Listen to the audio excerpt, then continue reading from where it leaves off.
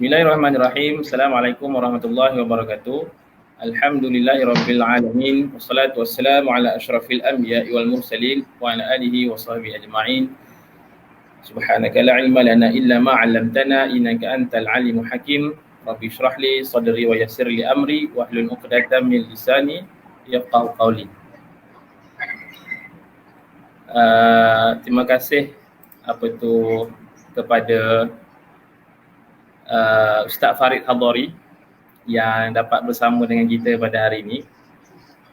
Untuk makluman tuan-tuan yang sedang menonton FB Live kita hari ini, pertamanya kita untuk slot kitab Al-Islam wa Alaqatuhu bil Irhab, kita mungkin akan berterusan pada jam 5 petang kot bagi menghormati panel kita dan juga saya sendiri yang bekerja, terutamanya bekerja di rumah.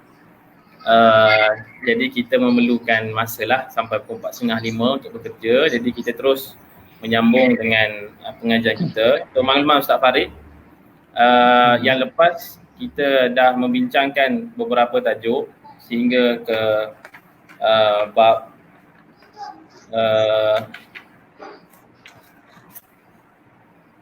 harbu ilami wa khata' wa tadlil fi tarjamah. So Ustaz Farid akan menyambung dalam bab yang seterusnya, wasatiyatul Islam. Tapi sebelum tu baiknya anda memperkenalkan siapa sebenarnya Ustaz Farid Hadari ini. Sebenarnya tidak perlu diperkenalkan lagi. Sangat masyhur dan namanya disebut-sebut penduduk langit dan bumi, terutamanya di bumi Negeri Sembilan. Antara tenaga pengajar di Imtiaz, Timbalan Ketua Pemuda, Dewan Pemuda PAS Negeri Sembilan. Dan juga merupakan yang paling pentingnya merupakan guru saya di USIM senior, dan beliau juga lah antara orang yang bertanggungjawab mempertemukan saya dengan zaujah saya lah. Dia bertanggungjawab lah. Jadi banyak dan besar jasa Ustaz Farid Hadari itu pada diri saya sendirilah. Jadi sebenarnya saya lain kita terus pada tajuk ni lah. Untuk 2 minit ni kita intro bagi ramai tengok follower kan, mungkin ada yang boleh share dan sebagainya. Jadi tanpa membuang masa, Ustaz Farid akan teruskan kita punya perbincangan. Ana kira perbincangan antara para penonton dengan panel lah, bukan perbincangan antara moderator dengan panel kan, untuk meneruskan tajuk kita bermula dengan wasatiyatul Islam. Cuma Ustaz Farid bolehkan khulasahkan sikit 3 bab yang pertama, yang awal tu? Sila. Okey. Antara 3 bab pertama yang khulasah yang kita boleh buat adalah, yang pertamanya Tok Guru dia terus menceritakan salah faham perkataan al-irhab, yang mana kita membincangkan kenapa Tuan Guru penulis menggunakan perkataan al-irhab kan, dan penulis menulis buku ini di dalam bahasa Arab. Kerana yang pertamanya, kalimah al-irhab ini banyak disalah erti dan disalah guna dan digunakan untuk serangan media dalam menjatuhkan umat Islam dengan menyatakan bahawa kalimah al-irhab ini membawa maksud pengganah. Yang mana kalau kita terjemahkan dari sudut bahasa Melayu secara direct dia kan, kita sebut al-Islam, Islam dan kaitannya dengan teroris contohnya. Tapi sebab tu Tok Guru ditulis buku Al-Islam wa Alaqatu bil Irhab ini, kerana irhab ini satu perkataan yang tidak boleh diterjemahkan secara literally, directly maksud keganasan. Maka Tuan Guru penulis menerangkan beberapa makna dan kalimat al-irhab itu, antaranya turhibunahum aduwallah, iaitu takut dengan tentera Allah, itu yang pertama. Yang kedua, untuk takut kepada Allah Subhanahu Wa Taala, dalam ayat surah Al-Imran juga, dan dalam hadis lain pun disebut turhibuna fil lail kan, seorang rahib pada malamnya, dan juga fursan fi nahar, umpama singa ataupun kuda di waktu siangnya. Jadi perkataan irhab itu membawa maksud yang sangat luas. Jadi untuk perbincangan yang lebih lanjut, bagaimana salah tanggap perkataan terorisme itu kita dah bincang sebelum ni.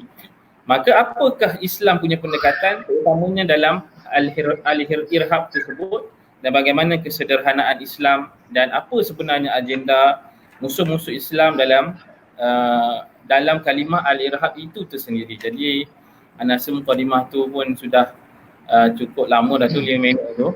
Kita boleh mulakan dengan dipersilakan Ustaz Farid Hadari untuk memulakan perbincangan kitab kita pada hari ini. Fatafadhal mashkura. Bismillahirrahmanirrahim. Assalamualaikum warahmatullahi wabarakatuh. Salatu wassalamu ala ashrafil anbiya wal mursalin wa ala alihi wa sahbihi ajma'in. Subhanaka la ilma lana illa ma 'allamtana innaka antal alimul hakim. Wala hawla wala quwwata illa billahil aliyyil azim. Terima kasih kepada al-akh saudara Al-Fadhil Ustaz Abdul Muiz yang menjadi moderator pada petang ini, dan seluruh warga kerja Pustaka Permata Ummah yang sudi menjemput saya pada petang ini untuk memberikan ulasan berkaitan dengan kitab karya Tuan Guru Presiden PAS, yang mana saya kira kitab ini jarang para ulama muasir ini nak mengetengahkan aspek berkaitan dengan irhab dalam penulisan mereka. Boleh jadi kerana kebiasaannya mereka dalam memahami irhab ataupun dalam memahami kalimah-kalimah yang sebenarnya bersumberkan kepada ayat-ayat Allah Subhanahu Wa Taala serta hadis Nabi sallallahu alaihi wasallam, sebagaimana yang telah diberikan mukadimah oleh Al-Fadhil Ustaz Muiz tadi, berkaitan dengan irhab itu sendiri yang terkadang disalahgunakan dan sengaja digunakan dengan cara yang begitu untuk memberikan gambaran yang buruk kepada Islam. Maka munculnya kitab ini di waktu sekarang ini sangat sesuai supaya nak memberitahu kepada masyarakat bahawasanya Islam tidak akan takut nak membicarakan apa-apa kecuali dengan kebenaran itu sendiri. Maka tak perlu kita rasa takut untuk membincangkan perihal sehinggakan kepada perkara yang sensitif sekalipun sekiranya kita berada di pihak yang benar. Oleh sebab itu tulisan Tuan Guru Haji Hadi ini sangat penting untuk kita amati bersama. Dan apabila saya melihat gaya penulisan Tuan Guru ni, dia ada bersifat macam kita kata matan sikit yang perlu kepada syarahan. Dan itulah tugas-tugas kepada murabbi, kepada amilin di luar sana untuk membawakan mesej Tuan Guru dalam kitab ini kepada masyarakat. Baik. Para penonton sekalian, insya-Allah pada petang ini kita akan mengulas beberapa bab. Saya target dalam 3 bab insya-Allah, atau mungkin 2 bab. Yang mana kita akan terus kepada bab yang seterusnya, tajuk tentang wasatiyatul Islam. Wasatiyatul Islam. Bila sebut tentang wasatiyah ini, maka kita akan tergambar dalam pemikiran mereka yang biasa dengan kitab-kitab tulisan daripada Syekh Al-Alamah Dr. Yusuf Al-Qaradawi hafizahullah taala, yang mana Al-Fadhil Al-Alamah Syekh Qaradawi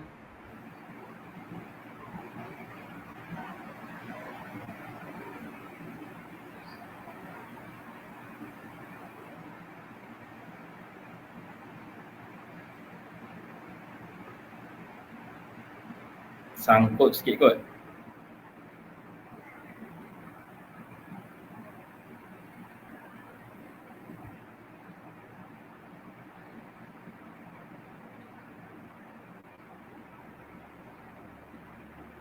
Nampaknya kita terputus hubungan dengan Ustaz Farid.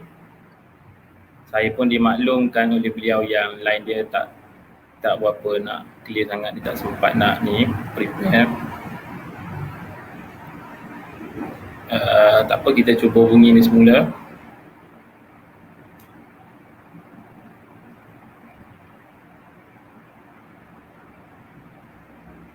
Kita cuba hubungi Ustaz Farid balik.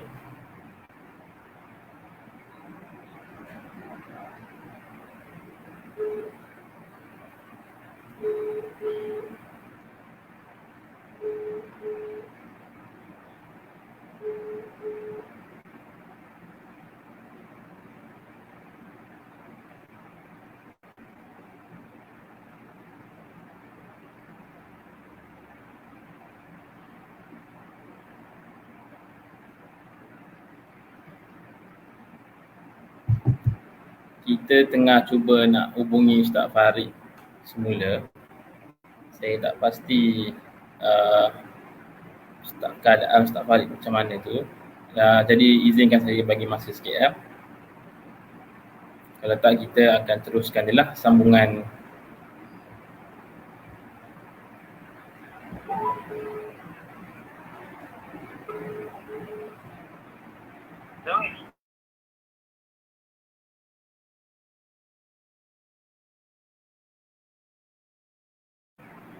Baik, Ustaz Farid akan masuk balik nanti sebentar lagi. Cuma dalam bab wasatiyatul Islam ini, penulis memulakan muqaddimahnya dengan menyatakan bahawa fal Islamu la yuqbal nazariyatu tasahul li butlanil harbi mutlaqan indal mufakkirin al-ghurubin wa la yuqbal tashaddud al-ish'al al-harbi fasadan wa udwanan bala hudud al-'adlu wal insafu bi aslihati timar lianna Ustaz Farid masuk dah tu. Ya, minta maaf. Tak apa Ustaz. Sambungan PKP lain mesti. Nah.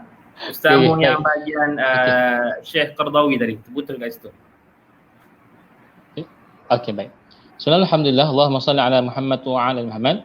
Jadi bagi mereka yang biasa dengan kitab-kitab penulisan Syekh Dr. Yusuf Al-Qaradawi hafizahullah taala akan biasa menyatakan bahawasanya Syekh Qaradawi di antara ulama yang mengetengahkan konsep wasatiyatul Islam.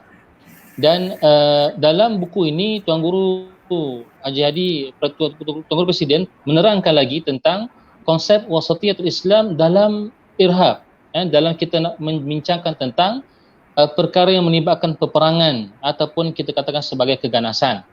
Baik, para hadirin sekalian, kalau kita lihat dalam awal penulisan ni, Tuan Guru mengatakan bahawasanya Islam tidak menerima teori sama ada teori tasahul orang ataupun golongan yang bermudah-mudahan dalam melancarkan peperangan. Iaitulah golongan, ada dua golongan. Satu yang dikatakan sebagai tasahul, yang kedua golongan yang tasyaddud. Yang golongan tasahul ialah orang yang mengatakan bahawa there is no war, tak boleh perang langsung. Seolah-olah mereka ni membicarakan hanya kita nak keamanan, kita nak peace. Dalam keadaan mereka sendiri pun keliru untuk menterjemahkan keamanan dan kedamaian dalam masyarakat. Ramai orang suka untuk berfalsafah tanpa memahami hakikat dan wakil itu sendiri. Dan mereka hanya berani mengatakan keamanan tanpa memahami tentang perkara tersebut. Dan akhirnya menafikan terus konsep peperangan dalam Islam. Ini golongan yang dikatakan sebagai tasahul. Yang mengatakan tak boleh langsung perang. Perang ni tak boleh. Baik. Dan juga Islam wala yaqbalu tashaddud. Islam juga tidak menerima tashaddud. Yang mana golongan yang berperang sehingga melakukan kefasadan, sehingga melakukan kerosakan yang tidak ada hak, tidak ada had. Tidak ada keadilan, tidak ada insaf, tidak ada kawalan dari sudut menggunakan senjata nuklear dan sebagainya sehingga menyebabkan kemusnahan yang berterusan. Maka Islam berdiri di antara tengah-tengahnya, iaitulah tidaklah terlalu tasahul sehingga meninggalkan peperangan. Mana kita ni naif sangat, orang serang kita pun tidak mengatakan apa-apa, ataupun golongan yang terlalu keras sehingga tidak ada di sana batas. Sebab itulah Tuan Guru Presiden membawakan ini merupakan satu daripada asas kepada peperangan, iaitulah peperangan ini merupakan satu kemestian untuk menolak ataupun menentang kezaliman dan juga permusuhan. Ia ni saya kira satu kita katakan garis bawah lah, satu tarkis yang kita kena tekankan bahawasanya di sana adanya peperangan, tetapi peperangan untuk menentang kezaliman dan juga permusuhan. Sebagaimana kata Allah Subhanahu wa taala dalam surah Al-Baqarah, a'udzubillahi minasyaitonir rajim, kutiba 'alaikumul qital wa huwa kurhul lakum wa 'asa an takrahu syai'a wa huwa khairul lakum wa 'asa an tuhibbu syai'a wa huwa syarrul lakum wallahu ya'lamu wa antum la ta'lamun. Saya biasa dengar orang quote ayat ni tetapi tidak mengambil secara keseluruhan. umum lafaznya bukan sekadar bermula pada ayat wa asa an takru syai'an. Umum lafaznya mula daripada ayat kita tu, peperangan tu sendiri. Kerana siapa suka perang? Tetapi Allah Ta'ala takkan satu mi'yar bahawasanya kadang-kadang peperangan tu ada keperluannya. Walaupun bukan mengikut kepada kemahuan kita, tetapi di sana ada keperluan. Dan keperluan itu ialah untuk ziddul zulmi, untuk menolak ataupun menentang kezaliman dan juga menentang permusuhan. Dan hal ini juga saya perhatikan dijelaskan juga oleh Syekh Al-Alamah Ali Muhyiddin Al-Qaradaghi hafizahullah ta'ala dalam kitab Fiqhul Mizan, yang mana Syekh Ali Al-Qaradaghi ada menekankan tentang konsep mizan dalam peperangan. Dan sebenarnya hampir sama apa yang ditekankan oleh Syekh Ali Al-Qaradaghi dengan apa yang telah digariskan oleh Tuan Guru Presiden kita. Maknanya nak bagi tahu bahawasanya Tuan Guru sangat berhati-hati dalam meletakkan mizan ayat-ayat yang menceritakan tentang peperangan, supaya tidak bercampur dengan ahwal yang biasa, keadaan yang biasa yang kita katakan tidak keadaan yang tidak adanya peperangan. Baik, maka di situ jelas kepada kita bahawasanya Tuan Guru meletakkan satu garis wasatiyatul Islam yang jelas bahawasanya kita tidak menafikan peperangan dan kita tidak ekstrim dalam berhadapan dengan musuh, tetapi di sana adanya sunnatut tadafu', adanya satu sunnah untuk kita mempertahankan Islam dan memberikan kemaslahatan kepada umat manusia, kemaslahatan kepada negara, sebagaimana kata Allah Ta'ala dalam suratul Baqarah, a'udzu billahi minasyaitonir rajim, walaula daf'ullahi an-nas ba'dahum bi ba'd la fasadatil ard walakinallaha dzu fadlin 'alal 'alamin. Ayat ini jelas supaya nak menunjukkan bahawasanya di sana perlunya satu sunnah tadafu' bagi memelihara kebaikan yang telah dikurniakan oleh Allah Ta'ala kepada kita semua. Baik. Kemudiannya Tuan Guru Presiden juga menghuraikan pada ayat berikutnya, sebagaimana biasa kita tahu manhaj tulisan Tuan Guru ni, Tuan Guru akan sentiasa mengutamakan membawakan ayat Al-Quran bagi menerangkan konsep peperangan yang diletakkan dalam Islam, tanpa menafikan dia ada, tetapi tidak boleh kita melampaui batas. Contohnya ayat daripada surah Al-Baqarah juga, a'udzu minasyaitonir rajim wa qatilu fi sabilillahi alladhina yuqatilunakum wa la ta'tadu innallaha la yuhibbul mu'tadin. Ayat ini menerangkan konsep di sana adanya konsep peperangan di atas jalan Allah Subhanahu wa taala, tetapi di sana Allah mengatakan wala ta'tadu, jangan kamu melampaui batas, kerana Allah Ta'ala tidak suka kepada golongan yang melampaui batas. Dan sallallahu alaihi wasallam ialah insan yang paling utama dalam menafsirkan ayat-ayat Allah Subhanahu wa taala. Maka apakah yang dikatakan sebagai golongan yang melampaui batas itu? Maka diterangkan dalam hadis yang banyak, yang mana dalam penulisan ini Tuan Guru menggariskan beberapa hadis daripada rawahul Muslim, bila mana baginda Rasulullah SAW menghantar panglima perang dan juga tentera-tenteranya ataupun syariah, pasukan perang yang kecil ataupun yang besar, baginda akan sentiasa berpesan kepada mereka fi khasatihi bittaqwallah wa man ma'ahu minal muslimin.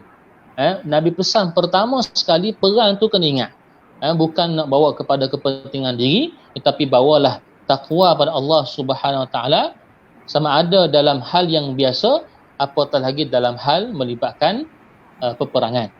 Dan juga digariskan juga di sini antara perkara yang dikatakan tak boleh melampaui batas ialah tak boleh membunuh orang awam, tak boleh membunuh orang tua, tak boleh membunuh perempuan, wala yajuzu qatla awamin nasi syuyukhan wa nisaan wa atfalan.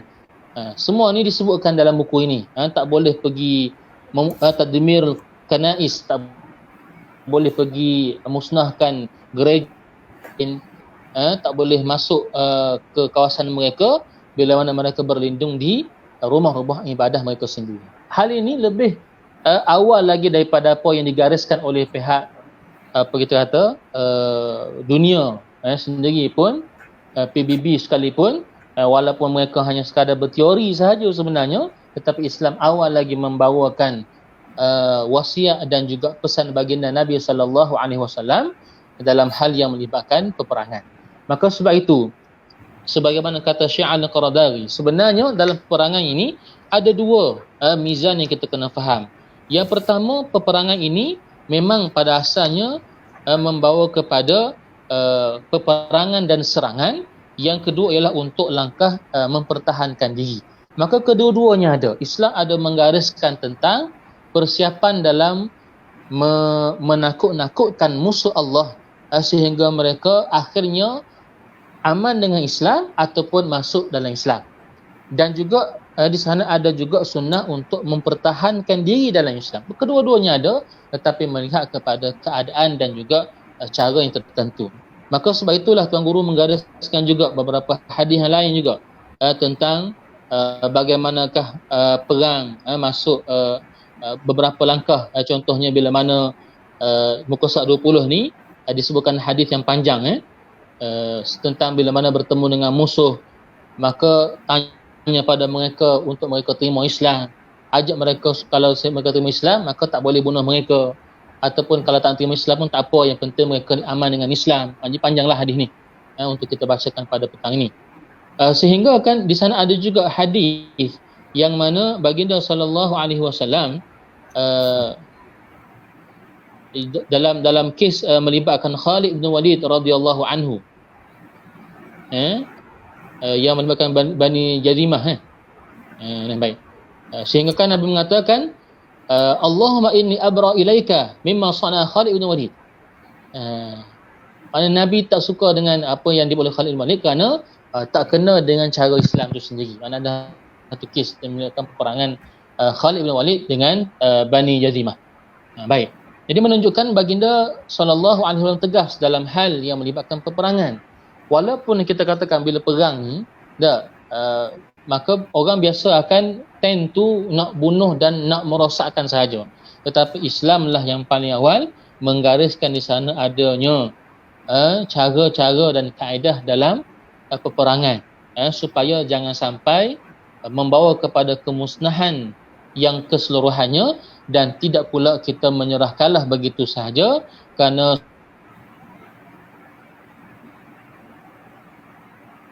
perang Badar. Dalam perang Badar sendiri pun kita tahu bagaimana berlakunya peperangan, walaupun bukan dengan kehendak, tetapi mereka tetap menerima ketentuan Allah Subhanahu Wa Taala, tetapi dalam keadaan mereka mematuhi segala yang telah digariskan oleh baginda sallallahu alaihi wasallam. Baik. Kemudian Tuan Guru bawakan pula beberapa kes-kes yang kita lihat dalam sirah ataupun dalam sejarah Islam yang melibatkan undang-undang, yang melibatkan hubungan antara umat dengan dan masyarakat yang pelbagai ini.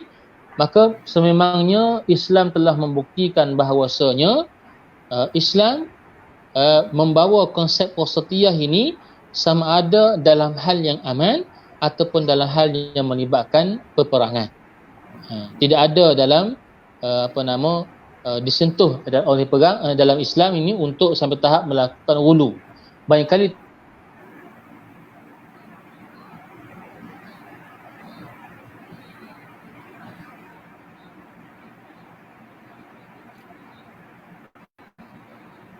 sangkut lagi lah pula.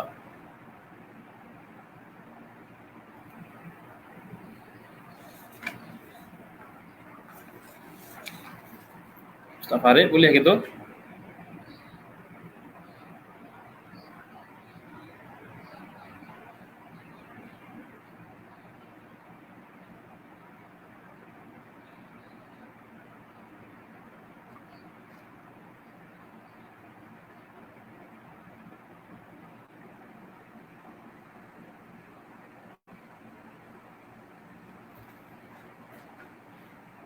Kita terputus lagi dengan Ustaz Farid.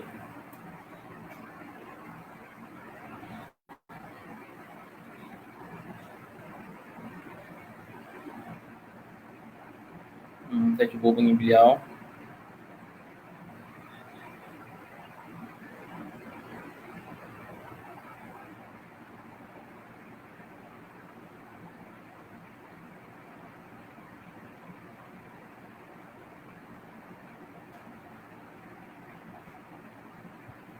Cuma apa yang kita boleh faham daripada apa yang Ustaz sebut dalam bab wasatiyatul Islam,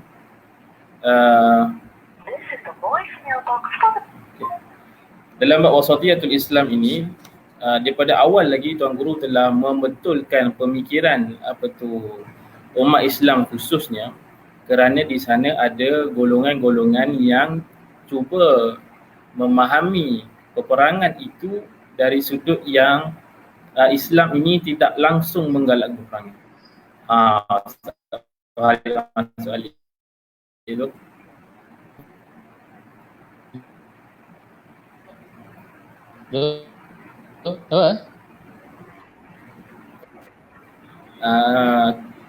Kurang clear sikit tu, Ustaz Farid.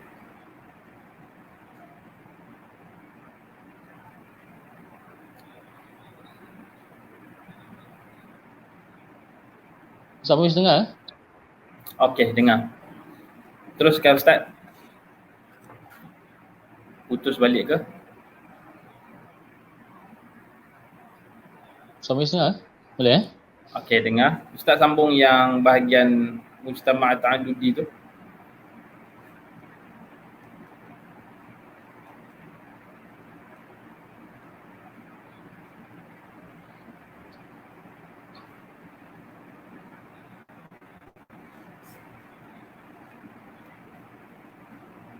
Terputus lagi nampak gaya tu.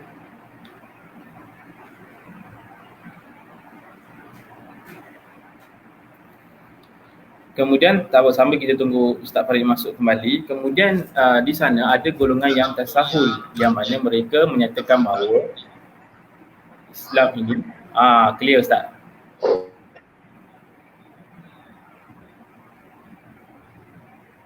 Boleh Ustaz sambung?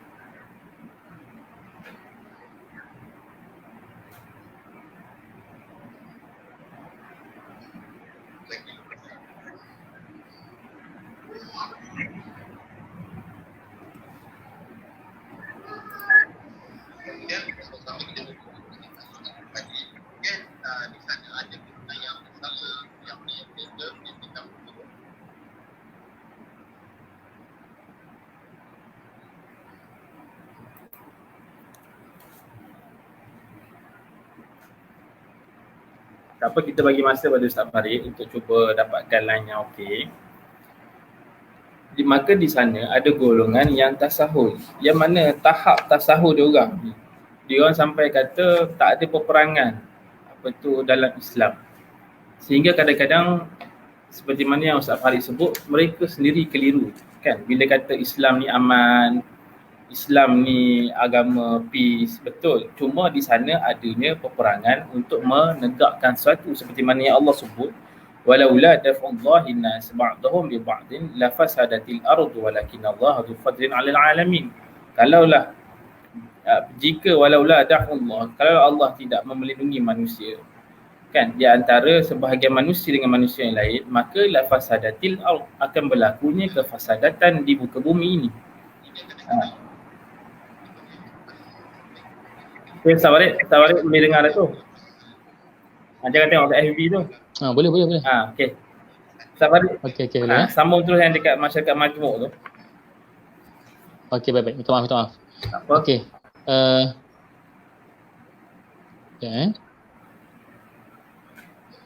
Okey, saya tengok pada muka surat 22 sambungan balik.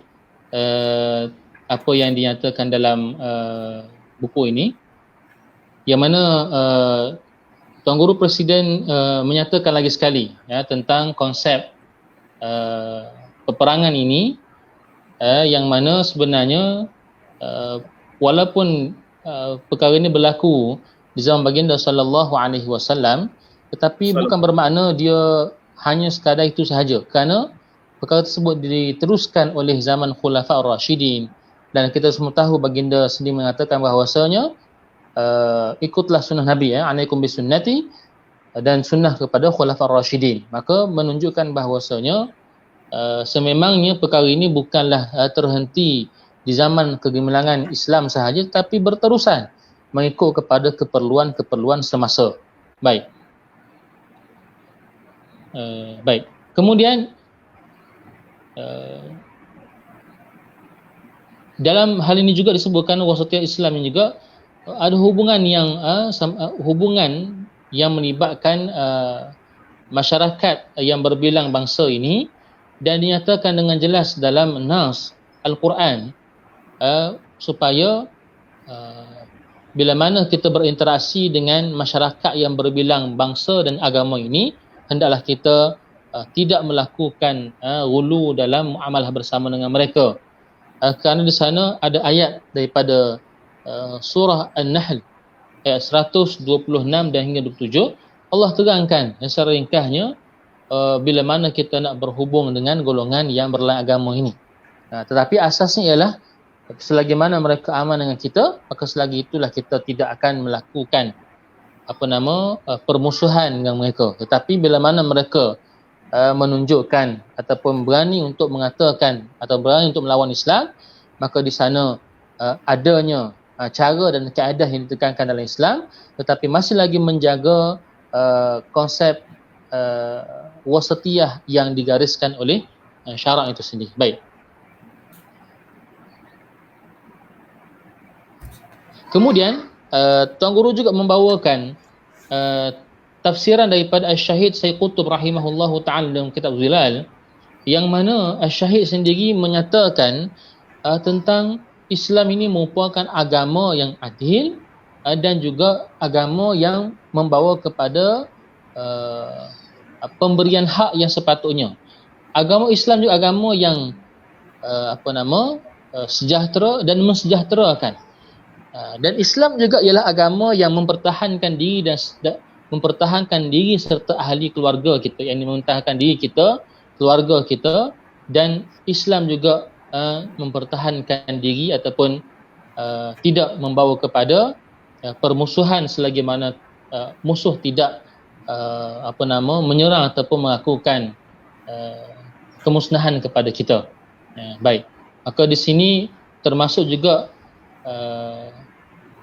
dalam hal yang melibatkan dakwah sebahagian daripada konsep kita dengan non-Muslim, selain daripada kita mempertahankan Islam, tetapi dalam masa yang sama juga digariskan supaya kita juga perlu terus-menerus mengajak mereka kepada agama Allah Subhanahu Wa Taala. Baik. Kemudian saya kira mungkin kita boleh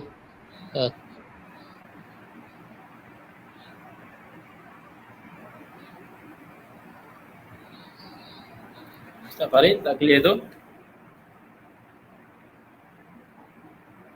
Ustaz Farid keluar.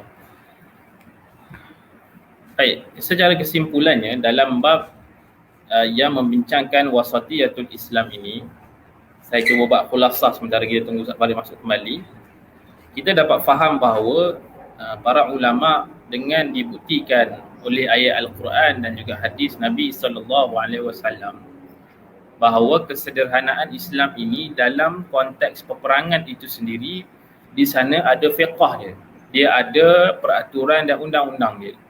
Yang mana peraturan dan undang-undang dia bermula bukan saja sewaktu di dalam peperangan, tetapi ianya bermula sebelum berperang lagi. Sebab itu di dalam ayat yang lain, dalam kita tengok dalam bab yang sebelumnya, Allah Subhanahu Wa Taala menyebutkan, Allah menggunakan perkataan uzina lil ladzina yuqataluna bi annahum zulimu, diizinkan. Tengok, Allah menggunakan perkataan diizinkan. Diizinkan ke atas kamu untuk berperang apabila kamu dizalimi ataupun disakiti. Yang membawa maksud bahawa pada asalnya kalau tidak ada apa-apa perkara yang menyakiti ataupun menzalimi ataupun yang menghalang kita, iaitu umat Islam, maka kita tidak diizinkan berperang. Maknanya fiqh di dalam peperangan ini bermula daripada yang pertama, sebelum bermulanya perang. Kemudian apabila berada dalam waktu peperangan, seperti mana yang Ustaz Farid sebut tadi, di sana pula ada peraturan dan undang-undang dia, yang mana antaranya wala yajuzu qatal awamin nas syuyukhan wa nisaan wa atfalan wa tijaran, kan. Di sana kita tak boleh apabila berlakunya peperangan, kita tidak boleh membunuh sesuka hati orang awam yang tidak terlibat dengan peperangan. Kita tidak boleh membunuh orang tua, wanita, anak-anak, budak-budak kecil, peniaga. Menunjukkan bahawa di dalam konteks peperangan ini, walaupun peperangan ini dilihat oleh agama lain, bangsa lain seumpamanya kejam, tetapi di dalam Islam dia ada peraturan yang bukan sahaja memberikan kebenaran untuk berperang, tetapi ada juga halangan untuk tidak melakukan perkara-perkara yang sebut. Jadi itu khulasah sedikitlah sementara kita tunggu Ustaz Khalid tadi. Kemudian mungkin Ustaz kita sambung pada tajuk As-Sahwatul Islamiyah. Baik, insyaAllah. Okay, terima kasih kepada Fadil Samuis dan putus sekalian yang bersabar dengan line saya ini. Baik. Terus masuk kepada As-Sahwatul Islamiyah. Jadi secara ringkasnya As-Sahwatul Islamiyah ini Tuan Guru Presiden menggariskan supaya As-Sahwah ini, kebangkitan Islam ini tidak disalahfahami dengan saurah, dengan revolusi yang dikatakan boleh membawa kepada keamanan, sebagaimana kesilapan-kesilapan yang kita lihat ketika mana berlakunya teori Arab Spring dahulu. Tuan Guru Presiden antara orang yang utama juga yang mengatakan bahawasanya ini merupakan bukan sebahagian daripada sahwah yang dikatakan ataupun digariskan dalam Islam. Sebab itulah Tuan Guru mengatakan dalam mukadimah ini bahawasanya sahwah Islamiah ini dia tak boleh hanya mutlakan sahaja, dia mesti ada tahdid, dia mesti ada guideline, dia mesti ada dawabit yang menjaga sahwah supaya sahwah itu terpimpin. Maka dia mesti membawa kepada sahwah itu mesti ada qiyadahnya. Sahwah itu tak boleh dalam keadaan tanpa ada kepimpinannya. Sebab itu dalam Islam sentiasa kita melihat sejak zaman baginda sallallahu alaihi wasallam sehingga zaman Khulafa Rasyidin dan selepasnya itu juga, mereka sangat mementingkan soal kepimpinan. Kita lihat sendiri bila mana baginda SAW wafat sahaja, sahabat-sahabat yang utama ini mereka berkumpul di Thaqifah Bani Sa'idah kerana nak terus mencari siapakah pengganti kepada baginda sallallahu alaihi wasallam. Bukan menunjukkan mereka ni tak sayangkan Nabi SAW, bahkan mereka merupakan sahabat Nabi, tetapi memahami akan Islam itu perlu sentiasa ada kepimpinannya, perlu ada pengganti bagi menguruskan hal-hal yang melibatkan ad-din wa dunia, agama dan juga dunia. Maka para sahabat berkumpul di Thaqifah Bani Sa'idah untuk memastikan kebangkitan Islam yang telah dibawa ataupun permulaan itu sendiri, mabda' itu sendiri berterusan sehingga generasi-generasi yang selepasnya. Baik. Maka sebab itulah kata Tuan Guru Al-Jahdi dalam buku ini menggariskan tentang bila mana berlakunya ghiyab khilafah, habisnya khilafah Islamiyah dan kekuasaan pemerintahannya. Sebagaimana kita semua tahu, di sana adanya lafaz daripada Sayyidina Umar Khattab radhiyallahu anhu. Kata beliau bahawasanya ada perkara yang boleh dibawa oleh Al-Quran, tetapi ada perkara yang mana perlu kepada kuasa sultan, perlu kepada kuasa untuk mengangkat hukum-hukum Allah Subhanahu Wa Taala. Maka tak memadai hanya sekadar masyarakat itu beramal dengan ibadahnya sahaja, tetapi di sana ada juga perkara yang memerlukan kepada kekuasaan untuk tatbiquddin, untuk membawa agama itu secara kamil, secara sempurna. Ini yang sentiasa digariskan. Kalau kita lihat apa yang telah dinyatakan oleh Syahid Hasan Al-Banna sendiri pun inilah yang mereka dibawakan. Bukan bermakna masyarakat selepas daripada kejatuhan khilafah mereka tidak beramal dengan agama Islam. Mereka beramal, tapi tidak secara kafah ataupun kamil. Maka sebab itu kalau kita baca Usul Ashrin, pertama sekali apa yang dibawakan oleh Syekh Al-Banna ialah menyatakan bahawa al-Islam itu merupakan agama yang menyeluruh. Yatanawalu madhahirul hayati jami'ah. Itu yang digariskan oleh Hasan Al-Banna rahimahullahu ta'ala. Nak menyatakan bahawasanya Islam tu mesti bukan sekadar pada ibadah, tetapi pada hal-hal yang lain juga. Walaupun setelah ghiyab ataupun setelah tidak ada khilafah dan juga kekuasaan Islam selepasnya. Baik. Maka Islam itu perlu sentiasa dibawa, dan sudah pasti Islam itu akan sentiasa ada taifahnya, dan akan ada sentiasa imamnya. Dan ini sabit dalam hadis baginda Nabi SAW, yang mana baginda mengatakan bahawa setiap daripada 100 tahun itu akan adanya orang yang akan mentajdidkan agama. Dan ini biasa dibuat oleh Syekh Qaradawi dalam penulisan dia, nak memberitahu bahawasanya akan sentiasa ada kebangkitan Islam yang dipimpin oleh orang yang membawa tajdid dalam urusan agama. Baik. Maka sebab itu sebagaimana selaras dengan khabar gembira daripada baginda sallallahu alaihi wasallam, kena sentiasa bawa dalam bentuk yang waqi'i, dalam bentuk yang kita katakan realiti semasa. Tak boleh hanya sekadar nak bawa sahwah Islamiah, tetapi tidak memahami tentang realiti semasa. Maka Tuan Guru membawakan di sini. Di sana adanya orang yang mana gagal, kata Tuan Guru, membawakan Islam ini sehingga tidak menunjukkan kepada konsep Islam yang sebenar. Dan ada juga mereka yang terganggu dengan ideologi secularism, sehingga menolak akan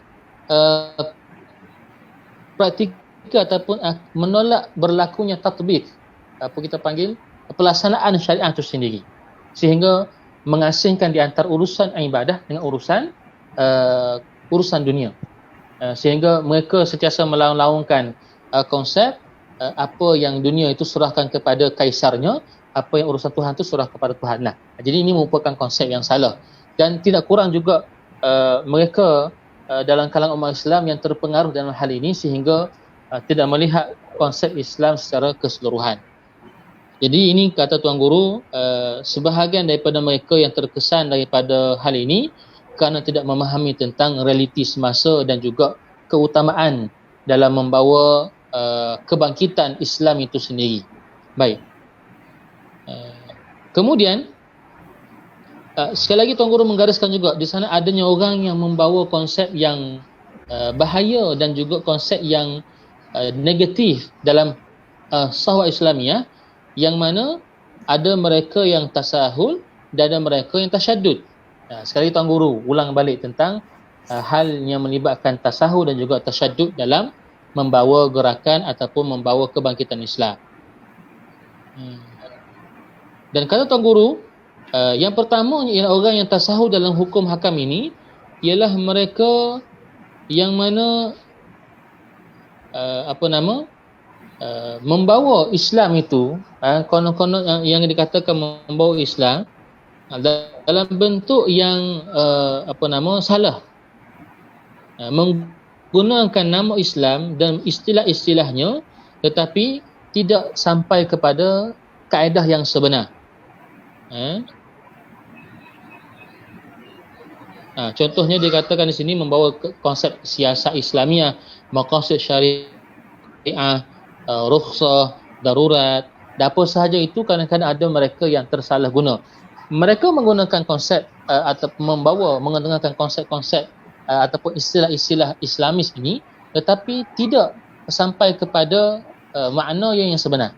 Dan ada juga golongan yang mana tasyaddud, yang mana tidak mahu menerima konsep-konsep ataupun kita katakan istilah-istilah baharu ini dan kekal dengan cara yang lama sahaja.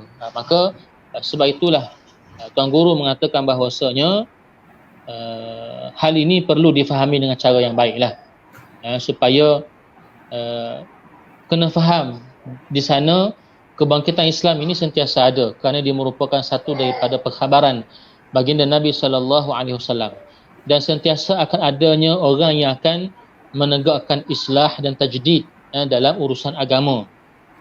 Maka perkara ini perlu difahami dan perlu kepada ilmu yang benar, supaya jangan sekadar kebangkitan itu dibawa dengan semangat dan label-label agama sahaja tanpa memahami tentang intinya, tanpa memahami tentang mazmun yang terkandung dalam Islamnya. Apa guna kita membawa konsep maqasid tetapi tidak diterjemahkan dengan erti maqasid yang sebenar. Apa guna kita membawa konsep siasah Islamiyah, rahmatan lil alamin dan sebagainya, tetapi hanya sekadar syiar yang tidak mengandungi mazmun yang sebenar. Maka sebab itulah Tuan Guru juga membawakan satu kata-kata daripada Imam Al-Ghazali Hujjatul Islam rahimahullahu taala dalam kitab Ihya Ulumuddin. Ini pun panjang jugalah. Saya nak baca agak ini sikit. Masa kita pun terbatas, tetapi secara ringkasnya disebutkan di sini tentang pentingnya menggabungkan di antara sultah, orang yang mempunyai kekuasaan, dengan orang yang memahami tentang agama. Perlu sentiasa ada orang yang faqih, muallim, yang sentiasa membawa ataupun mendidik kepimpinan ataupun orang yang dikuasa. Adalah lebih bagus kalau seandainya seorang pemerintah ataupun kumpulan pemerintah itu semuanya alim. Tetapi seandainya tidak dapat sedemikian, maka biarlah sesebuah kepimpinan itu boleh menerima orang-orang yang memahami akan agama ini untuk menasihati mereka dalam urusan agama dan juga urusan-urusan yang melibatkan kemaslahatan dunia secara umum. Baik. Jadi itu secara ringkas yang dinyatakan dalam ucapan ini. Kemudian baik. Seterusnya pada muka surat muka surat 27 ni, kita cuba habis ke sini kan. Maknanya golongan yang dikatakan sebagai orang yang mutasyaddidun, yang terlalu bersemangat dengan agama ini, yang nak bawa dakwah tanpa hikmah katanya, membawa syariat tanpa undang-undang, membawa siasah tanpa adanya wisdom, tanpa adanya kebaikan, tanpa adanya kecerdikan, tanpa adanya keadilan, membawa jihad tanpa adanya kefahaman, maka semua ini akan mencemarkan wajah Islam dan agama yang hanif ini. Jadi tadi golongan yang bermudah-mudahan, yang ni pula golongan yang tasyaddud, ekstrim, sehingga golongan yang dikatakan sebagai ISIS, golongan yang dikatakan sebagai orang ekstrim ini, yang nak bawa dakwah tanpa hikmah, yang nak bawa syariat, nak suruh laksanakan hukum-hukum Islam, tapi tanpa memahami realiti undang-undang di tempat, nak bawa politik Islam tetapi tidak memahami tentang hak-haknya, nak bawa jihad tetapi tidak faham tentang agamanya, maka kata Tuan Guru, ini semua yang membawa, yang mencalahkan imej Islam sendiri. Seumpama mereka ini katakan suka mereka pada agama, kata Tuan Guru, umpama cintanya anjing kepada tuan dia. Ni yang mana kata Tuan Guru, seekor anjing itu dia sayangkan tuan dia, tetapi bila mana tuan dia tu tengah tidur, nampak ada lalat mari ke muka tuan dia tadi, dia pun nak halau lah lalat tadi, dia kata, sehingga menyebabkan luka pada wajah tuan dia tadi. Dahlah luka, wajah tuan dia pun luka, lalat pun tak hati. Jadi ini semua gambaran kepada mereka yang tidak mampu untuk membawa sahwah Islamiah dengan cara yang baik. Sebab itu Tuan Guru menekankan lagi, kenapa datangnya konsep sahwah ini selepas wasatiyah. Sebab Tuan Guru nak memahamkan kepada kita bahawasanya kena tahu dulu di sana adanya keserhadaan Islam, adanya adalah dalam Islam, bahawa kita boleh bincang tentang bagaimana cara nak membawa konsep kebangkitan dalam Islam supaya kita tak menjadi golongan yang bermudah-mudah menggunakan label Islam tanpa memahami intinya, dan juga tak menjadi golongan yang ekstrim dalam membawa Islam tanpa memahami tentang hikmah, tanpa memahami tentang ilmu, tanpa memahami tentang undang-undang semasa yang ada dalam negara dan tempat tersebut. Itu wallahu alam, itu habis pada bahagian yang kedua, insya-Allah. Jadi alhamdulillah, kisah bab yang seterusnya, anak cadang yang nazariyatus sira'ul hadarat tu kita sambung minggu depan lah, Ustaz Farid, boleh? Boleh, insya-Allah. Cuma kalau ada kawan-kawan ada soalan, mungkin boleh utarakan dalam FB. Cuma Ana tertarik sebab menariknya Tuan Guru penulis dia menceritakan tentang kesederhanaan Islam dan juga sahwatul Islam ini di dalam perbincangan al-irhab ini, kerana yang dilihat selalu menyalahgunakan ataupun yang selalu dipersalahkan adalah orang-orang yang cuba membawa kebangkitan Islam, dan mereka cuba apabila mereka cuba membawa kebangkitan Islam, mereka disalahkan dan mengatakan mereka ini terorisme. Bahkan saya masih ingat lagi kerajaan sebelum ni pernah menyatakan gabungan antara PAS dan UMNO ni sebagai satu bentuk Taliban. Betul? Jadi dengan penulisan ini sebenarnya telah menafikan apa yang disebut dan dituduh oleh mereka-mereka yang tidak bertanggungjawab itu, dan menyatakan pendirian bagaimana Parti Islam dan khususnya Datuk Seri Tuan Guru Presiden sendiri dalam mentaliti kebangkitan Islam. Iaitu yang paling jelas lah. Kita ada satu soalan ni Ustaz Farid. Soalan daripada saudara Fikran. Yang pertama, macam mana nak mendepani golongan tasahul dan tasyadud ni? Yang kedua, boleh Ustaz jelaskan sedikit tentang serangan yang terima PAS sekarang berkenaan isu Arak? Wallahu a'lam. Jadi soalan pertama Ustaz, macam mana nak mendepani golongan tasawuf dan tasyadud ni? Baik. Alhamdulillah, Allahumma salli ala Muhammad wa ala ali Muhammad. Terima kasih kepada Fadil Ustaz Muiz dan juga saudara Fikran yang bertanya. Secara umumnya Tuan Guru Presiden menggariskan bahawasanya nak memahami ataupun nak mendepani golongan yang tasahul dengan tasyadud ini sudah pasti dengan ilmu. Sebab kebanyakan yang Tuan Guru utarakan di sini ialah sama ada orang tersebut dia dalam keadaan jahlu, membawa, contohnya nak bawa kebangkitan Islam dalam keadaan tidak ada ilmu. Dia mutahammisun, orang yang semangat, tetapi semangatnya itu tidak sampai kepada ilmu yang sebenar. Maka pertamanya Tuan Guru sentiasa meletakkan neraca ataupun mizan ilmu itu dalam memahami tentang mengelakkan kita daripada terlibat dengan golongan tasahul dan juga tasyadud.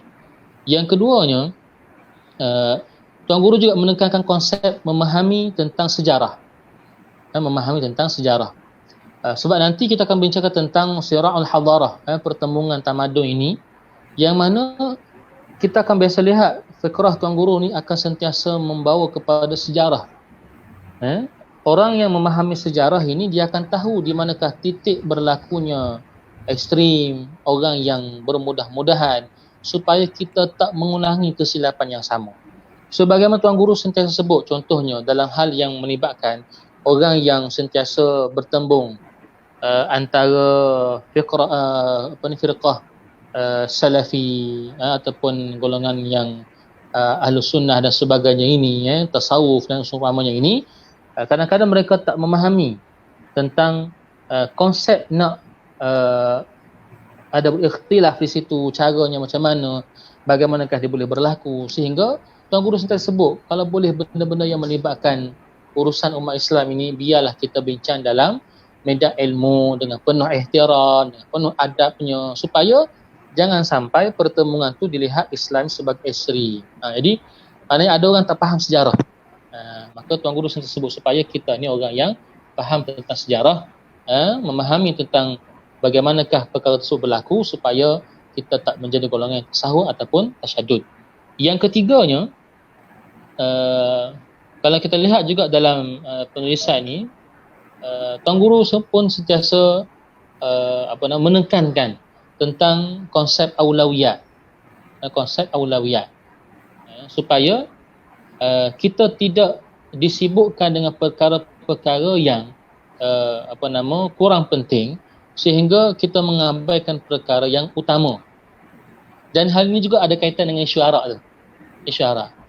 Sebab golongan yang kita katakan sebagai mutasyaddidun lah, orang yang ekstrim ni, yang bila mana kita parti PAS bersama-sama dengan kerajaan pada hari ini dalam Perikatan Nasional, maka terus dia kata, terus buat hudu, terus kita haramkan arak dan sebagainya.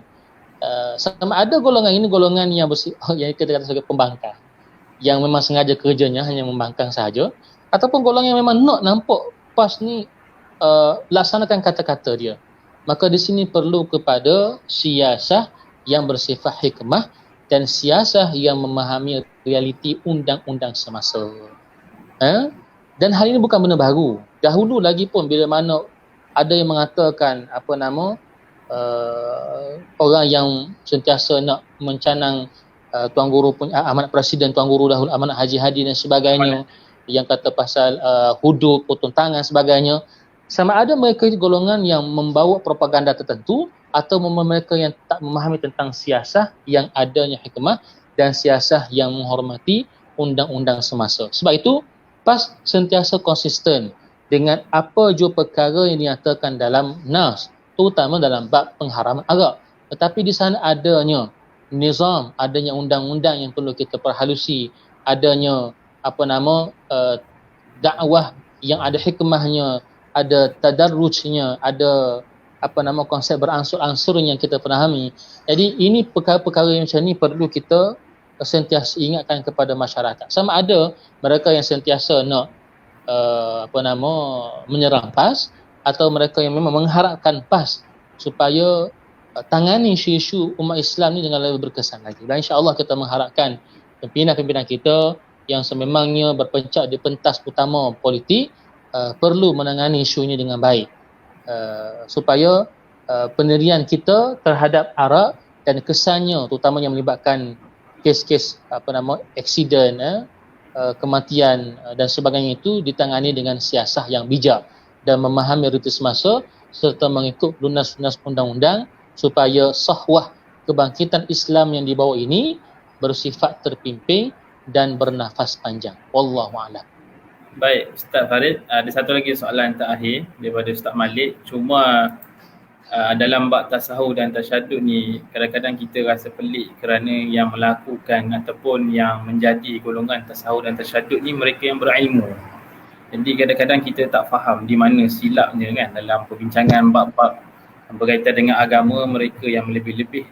Tapi itulah yang menyebabkan ada perkara-perkara yang seperti sejarah, seperti Ustaz Farid sebut, tidak memahami sejarah itu dan menyebabkan pertempuran tersebut. Soalan yang terakhir sebelum kita tutup hari ini, apa pandangan Ustaz berkenaan post-Islamism, adakah termasuk dalam kategori tasawuf? Baik. Wallahu a'lam. Pertamanya sebab saya kena jujur dengan ilmu lah, sebab saya tidak mendalami tentang fikrah post-Islamism ni. Jadi saya perlu memahaminya dululah tentang sejauh manakah caranya, adakah mereka yang tasawuf ataupun tasyadud. Tetapi untuk jawapan awalnya ialah apa sahaja pertemuan yang berlaku fi dakhil dalam kalangan umat Islam perlu ditangani dengan wacana ilmu, perlu ditangani dengan ihtiram, dengan penuh adab, dengan penuh hikmah. Kalau itu yang berlaku dalam kalangan umat Islam, kita ambil kita panggil asas tu dulu. Jadi jawapan kemudian tu kita akan huraikan pada next session lah. Tapi sebab saya perlu memahami apakah dia punya inti kepada post-Islamism. Saya bukan orang dalam bidang tersebut lah. Cumanya asasnya sebagaimana kata Tuan Guru Rajadi, apa sahaja yang melibatkan pertemuan dalaman, yang melibatkan mungkin orang-orang yang faham, orang-orang sarjana-sarjana dan sebagainya, dan mereka ini orang yang betul-betul nak bawa Islam tetapi mungkin di sana adanya salah tanggapan ataupun mungkin adanya wacana ilmu yang perlu kita perjelaskan, maka biarlah dia dijelaskan dalam bentuk yang sihat, ilmu yang baik, tanpa menafikan di sana adanya jangan sampai menjadi golongan yang mu'attilah, orang yang membekukan nas daripada melaksanakannya. Sebab ada orang salah faham tentang sama ada pelaksanaan siasah itu dengan realiti semasa, dan juga ada orang yang sehingga tahap membekukan terus pelaksanaan syariah kerana mengatakan zaman moden ini. Jadi ini perkara ini perlu dijelaskan dengan lebih terperinci lah dalam wacana ilmu yang baik dan dalam keadaan yang sihat, supaya tidak merugikan lagi kebangkitan Islam sama ada yang bersifat kebangkitan itu pada golongan tertentu ataupun kebangkitan yang melibatkan negara itu sendiri. Wallahu a'lam bishawab. Mungkin Samuel boleh tambah lah, Samuel pun pernah juga Ana nampak poin Ustaz tadi tu, cuma kita akan bincangkan dengan lebih lanjut ana rasa dalam bab yang seterusnya, terutamanya adalah isu post Islamism ni lah kan, sama ada mereka ni golongan tasawuf ke, tasyadud ke, wasatiyah ke sebenarnya kan. Jadi secara kesimpulannya kita boleh faham bahawa dalam 5 bab awal kita dah bincang ni, pertama sekali memang kena beli buku ni lah. Buku Al-Islam wa Alaqatuhu bil Irhab ni memang kena beli dan dihatamkan. Bahasa Arab dia pun rasanya agak mudah. Kalau kita baru nak belajar mungkin boleh dengar wacana perbincangan kita ni, boleh difahami dengan baik, dan dia membina kita fikrah yang lebih syumuliah dalam memahami bagaimanakah Islam ini diwajahkan dalam masa kini. Kerana ulama-ulama silam kebanyakannya mereka menulis kitab-kitab siasah syar'iyah dalam keadaan ada khilafah. Akan tetapi kita hidup pada zaman yang tidak ada khilafah, maka inilah antara panduan-panduan kita bagaimana untuk kita memilih sahwatul Islamiyah yang baik dan bagaimana nak memimpin sahwatul Islamiyah ini. Jadi ana rasa setakat saja. Sekali lagi saya menyeru pada kawan-kawan yang lain, sahabat-sahabat penonton untuk membeli buku ni, dan boleh kita bincangkan lagi pada minggu hadapan insya-Allah. Mudah-mudahan kita dirahmati Allah. Ma'asabaka min hasanah fa minallah, ma'asabaka min sayyi'ati min nafsi. Saya minta Ustaz Farid konklusikan last sebelum kita tutup. Silakan Ustaz. Alhamdulillah. Terima kasih kepada Fadil Samuis dan seluruh penonton pada hari ini. Secara ringkasnya para hadirin sekalian, apa sahaja yang melibatkan Islam ataupun apa sahaja isu-isu yang melibatkan masalah-masalah sama ada dalam hal ibadah sehingga hal kenegaraan, sudah pasti ada Islam, ada jawapan yang berteraskan kepada Islam itu sendiri.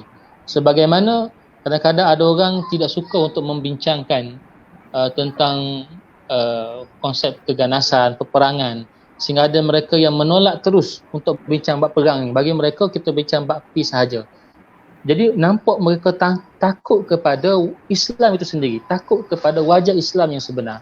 Walhal kalau kita terangkan di sana adanya konsep kalimah Ar-Rahbu itu sendiri, itu disebutkan dalam surah Taubah, dalam surah Al-Baqarah dan sebagainya itu, maka kalau difahami dengan cara yang betul, kita akan berani untuk serlahkan kebenaran tanpa rasa malu. Sebab itu Tuan Guru Presiden, saya jarang tengok orang yang boleh tulis berdasarkan kepada manhaj Al-Quran, Sunnah dan Fiqhul Waqi' ini sebagai Tuan Guru Presiden. Maka kita anak-anak muda ni perlu mencontohi Tuan Guru Presiden kita ini dalam membaca, dalam menulis, supaya asas kepada syariat itu tetap kita pegang, tetapi biarlah hidup dengan realiti kita pada hari ini. Maka sebab itulah selalu disebutkan bahawa al-Islam itu wal hayah, Islam itu merupakan kehidupan, dan sudah pasti Islam sentiasa menyelesaikan masalah kehidupan sama ada dalam hal-hal keamanan ataupun dalam hal-hal yang melibatkan peperangan. Maka selagi mana kita berpegang kepada konsep Islam yang berteraskan kepada ilmu, yang berteraskan kepada mabadik yang benar, maka kita tak perlu takut untuk menerangkan konsep Islam biarpun dalam hal-hal yang melibatkan peperangan ataupun keganasan. Wallahu a'lam bishawab. Alhamdulillah. Jadi tuan-tuan nampak dah kan kenapa kita memilih panel Ustaz Farid, yang mana ana rasa sangat itqan dalam ilmunya dan dapat menyampaikan ilmu dalam bahasa yang mudah untuk kita fahami. Itulah kelebihan antara naqib saya ni lah. Jadi setakat itu saja kita tangguh dengan tasbih kafarah dan suratul As. Subhanallah, alhamdulillah.